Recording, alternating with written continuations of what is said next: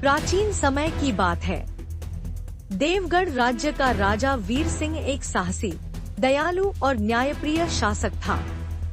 वह अपनी प्रजा का बहुत ध्यान रखता था और अपने राज्य को समृद्ध बनाने के लिए हमेशा प्रयासरत रहता था। लेकिन उसकी सबसे बड़ी ताकत थी उसकी रानी पद्मिनी। पद्मिनी अद्भुत सुंदरता और चतुराई की मिसाल थी। राजा वीर सिंह उसे अपनी जान से भी ज्यादा चाहता था और उस पर अटूट विश्वास करता था।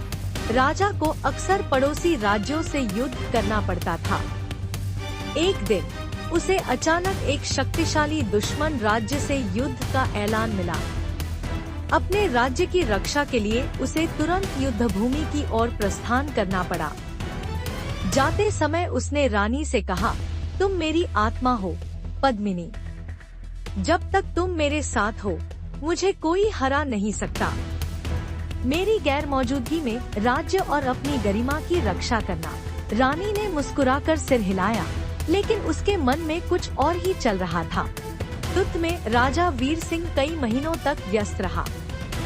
इधर महल में रानी पद्मिनी का झुकाव सेनापति विक्रम के प्रति बढ़ने लगा। विक्रम युवा, बलशाली और महत्वाकांक्षी था।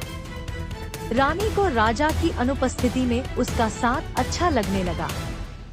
धीरे धीरे दोनों के बीच संबंध गहरे हो गए और उनकी इच्छाएं लालच में बदल गईं। पद्मिनी ने विक्रम को उकसाया, राजा तो युद्ध में है और कौन जाने वे लौटेंगे भी या नहीं। अगर तुम चाहो तो इस राज्य के शासक बन सकते हो। मैं तुम्हारा साथ दूंगी। विक्रम पहले हिचकिचाया, लेकिन लालच के वशीभूत होकर उसने रानी का साथ देने का फैसला किया। दोनों ने मिलकर षड्यंत्र रचा कि जैसे ही राजा युद्ध से लौटेगा उसे बंदी बना लिया जाएगा और राज्य पर कब्जा कर लिया जाएगा।